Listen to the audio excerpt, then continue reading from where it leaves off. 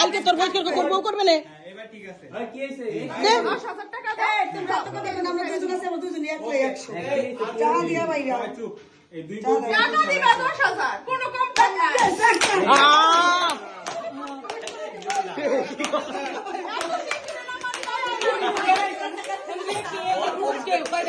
সম্পর্ক বদলে গেল একটি পলকে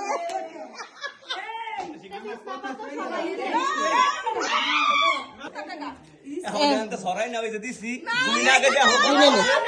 তারপরে সব কথা শোনো 22 চুর ঘরের টাকা টাকা তোর পিছিয়ে তোর হলো